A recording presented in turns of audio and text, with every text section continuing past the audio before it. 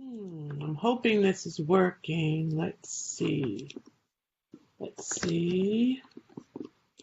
I'm going to post this in there. See if I'm online. I'm hoping this is all going to work so I can get this done properly.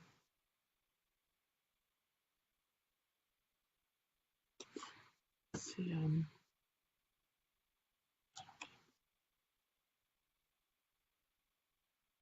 Okay, I'm going to put a note, comment.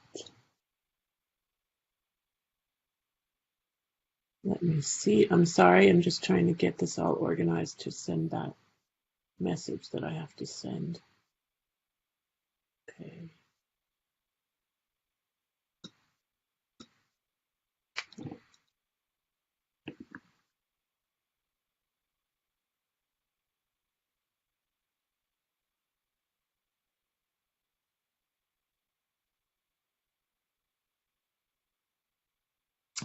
Okay, let's hope that this is working.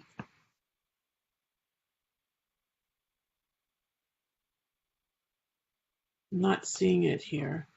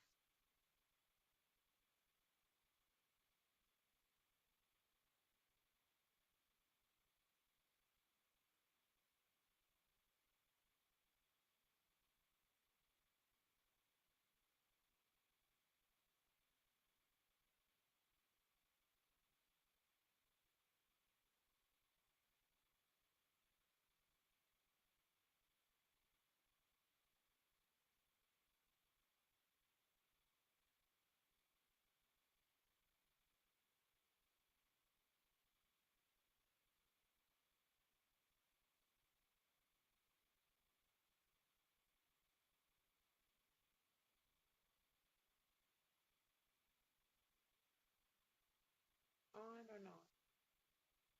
Oh, good, it's on. Excellent. Okay, thank you, Eva. I'm so glad. I was trying to figure out if this is live, and I can't tell. I'm on my phone, and thank you so much. Okay. Hi, everybody. Welcome to the Facebook Live and Women Helping Women Entrepreneurs. And thank you to Christina Rowe and all the people that are setting up this wonderful, wonderful organization and Facebook group. Christina is local here in South Florida, and we're lucky enough to be able to have some opportunities to work together. So I am going to hopefully share my screen with you. So let's try that and see if it works. And then we will be able to go through some of my slides. I think I'd be able to go through some of my slides. So let's see if this is on here. Give it a second.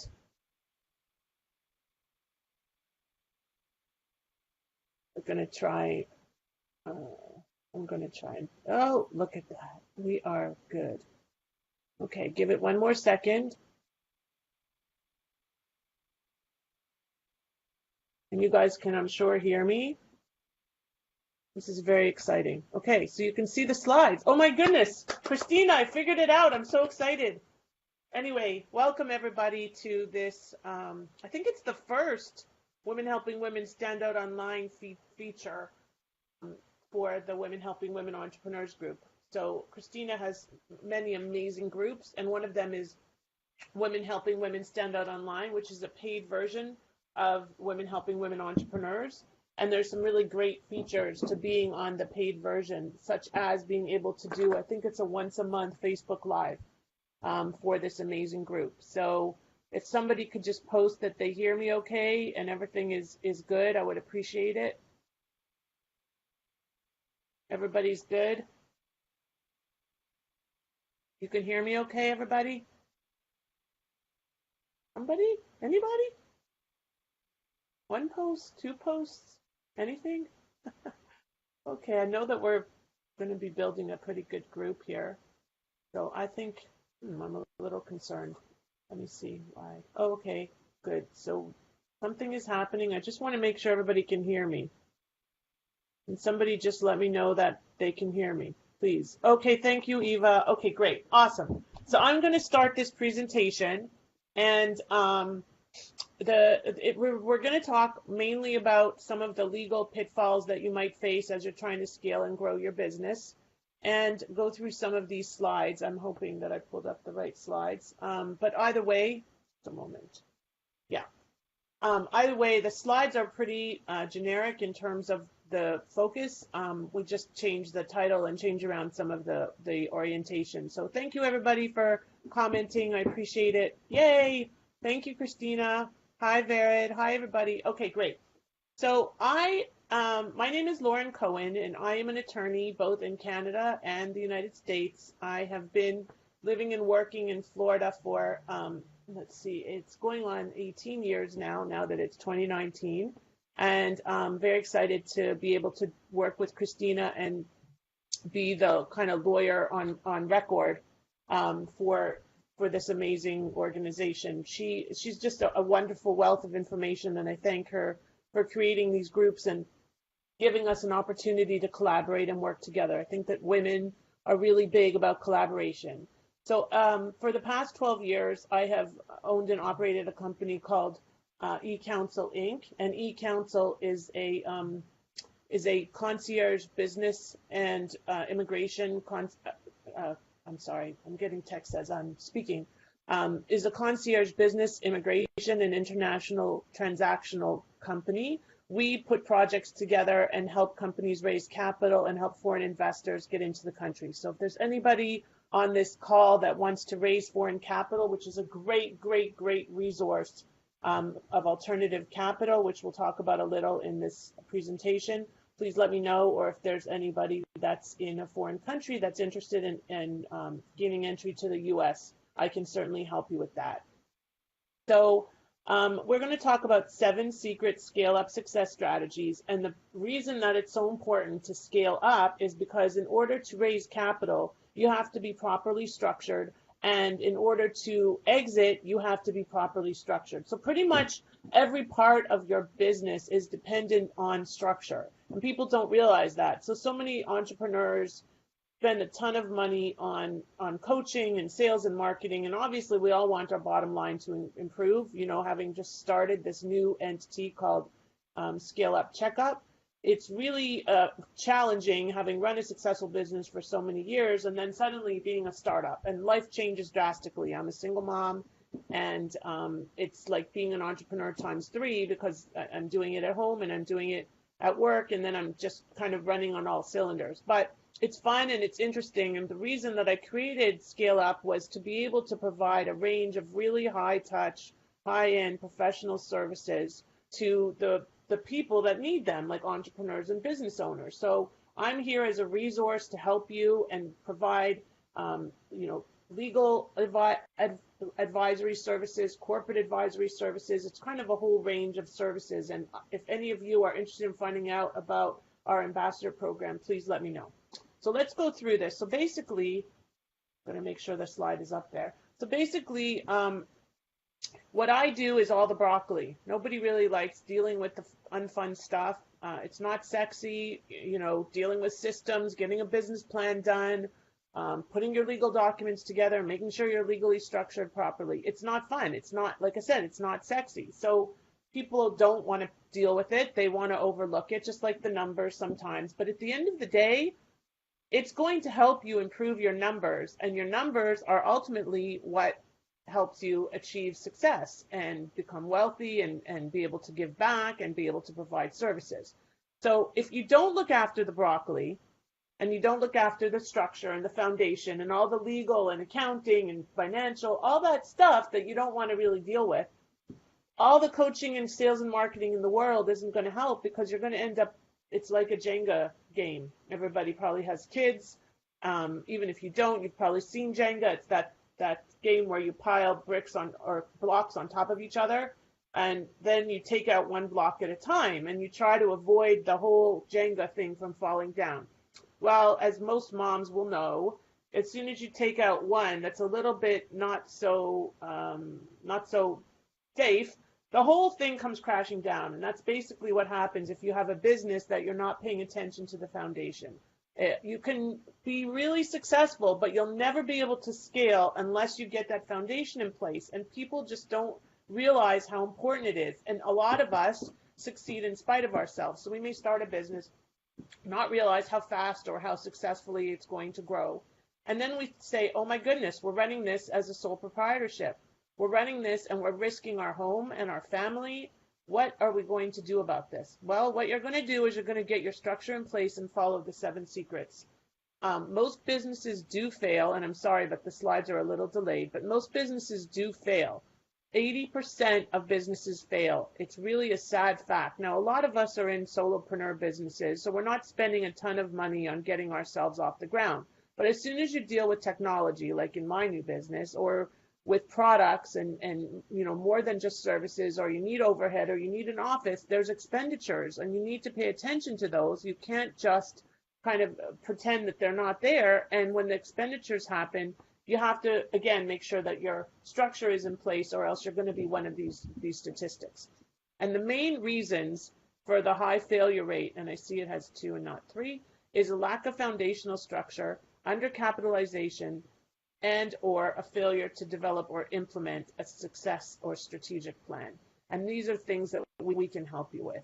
So this is a really not so fun, but interesting slide about, so what? So my company is exposed. What does that mean? What can I do? How can I fix it? Well, you need to get the right people in place. You need to get insurance. You need to get agreements. You need to have a CPA. You need to speak to a financial advisor. You probably need to speak with an estate lawyer, because you may need to put your business or some of your assets in trust. You have to protect yourself and your home and your family, because at the end of the day, if you don't have a separate entity and you're running your business as kind of just an extension of yourself, you're really truly exposing a whole lot of yourself and your home and all your personal assets to some kind of potential lawsuit that might happen because you do something in your business that isn't as cool as you would like, or somebody gets upset with you. And it happens. It doesn't matter how ethical or how much integrity you operate from, stuff happens.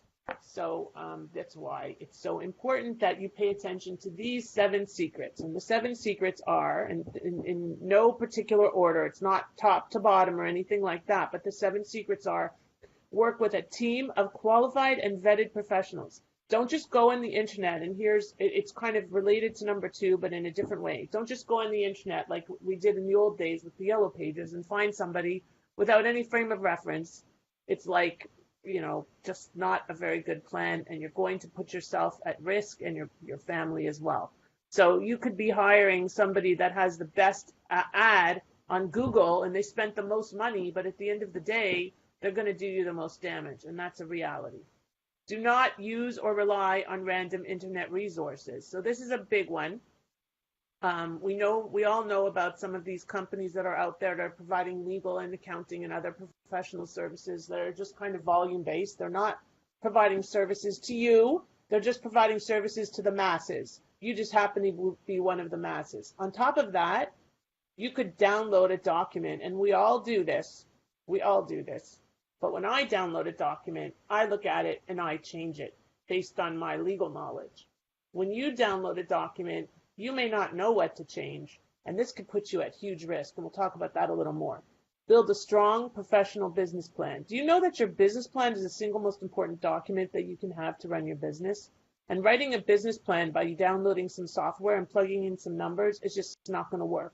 Your business plan also needs to be living and breathing, meaning that it will change and modify and morph with your business and with you as you grow. Choose the right business structure from the outset. Now, this one can be fixed. So if you choose the wrong business structure, and let's say you go with a C corporation or a limited liability company, you need to change it later, you can make changes. There's a slide I have in this slide presentation that shows you the 3 main business entities and the qualifications and requirements and restrictions for each. So again, I'll be happy to share these slides with everybody after.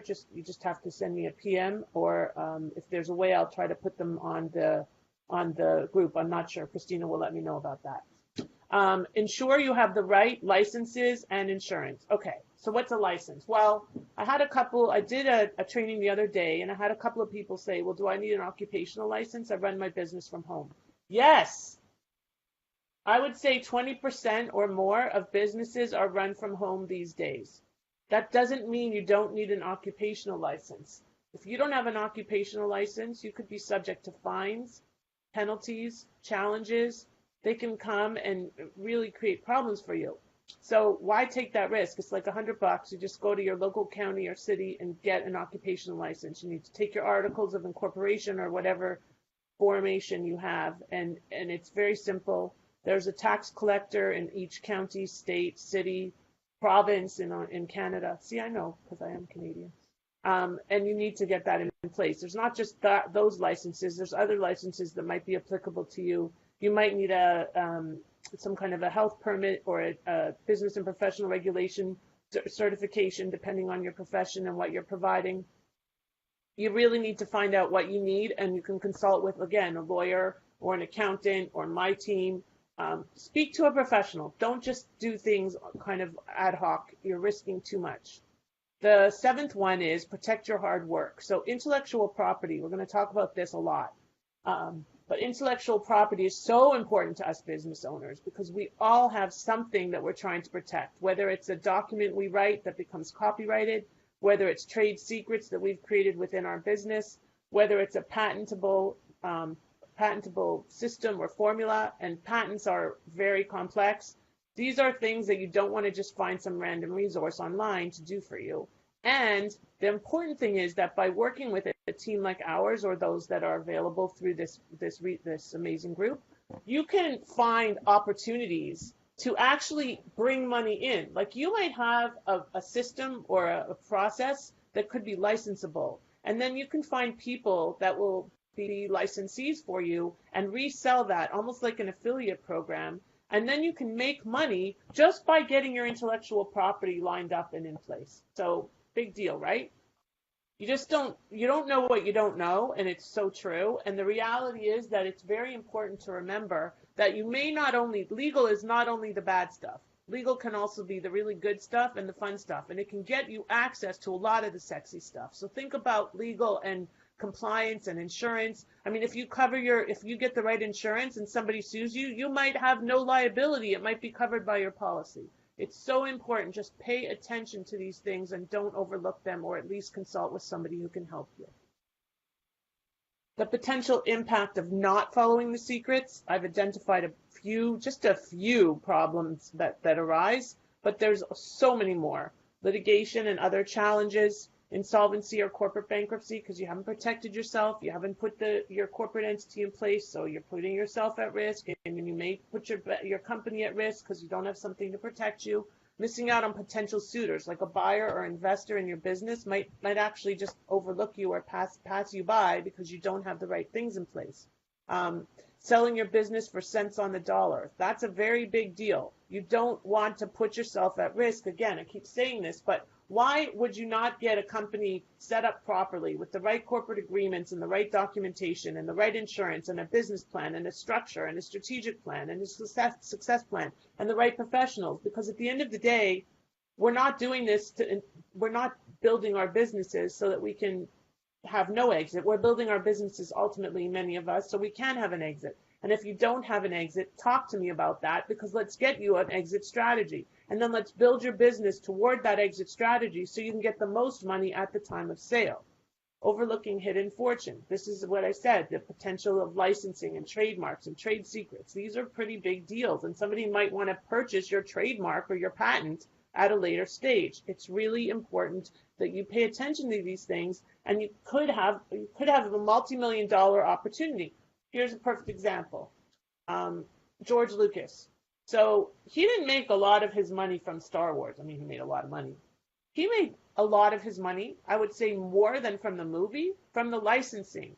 Look at Disney. Disney bought the licensing rights. Disney paid a lot of money for that. It's a really big deal. So don't think that it's so super important. It is. And you, by having the right professionals to help you build a success plan, which is what we do, could really have a big difference in the way that your company is run. Wow. Okay, I've only got 9 minutes left and I'm almost already done.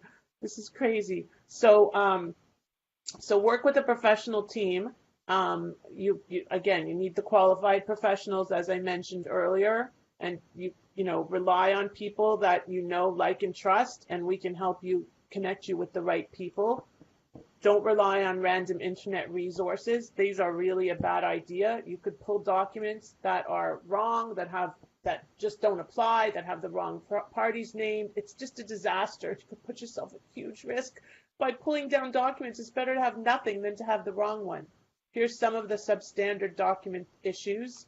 The length it's way too long, it makes no sense, it's poorly structured, it's too much legalese, it doesn't comply with the relevant law, so on and so forth. Undercapitalization, very, very, very big issue for companies today. I know because I am in a situation myself where I'm in a startup and I'm capitalizing and funding this startup myself, and it's challenging. So it's very important that you put your structure in place so you can access lines of credit, potential investors, and strategic partners. Now, remember, you're not going to get a line of credit or a business loan if you don't have some kind of, generally, unless you're going to pay huge amounts of money, unless you have some kind of revenues. So you need to apply for the line of credit or loan when your revenues are high.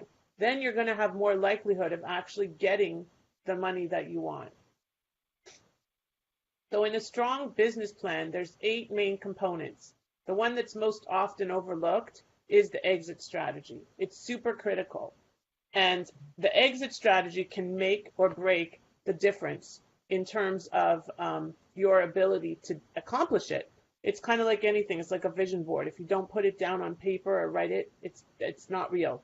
So in the 8 key components are executive summary, which is a summary of the whole business, your business description, your management team, who's on it, what makes them important, why do they bring credibility to your business?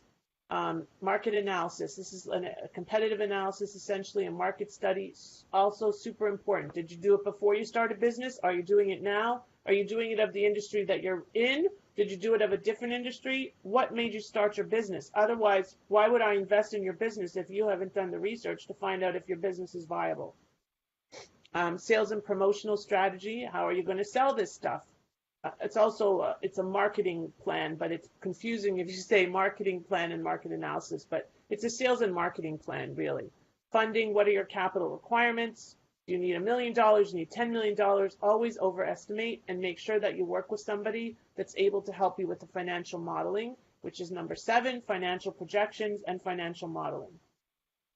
So I'm hoping that everybody on here is going to connect with me after, because I'm having a little trouble following the comments.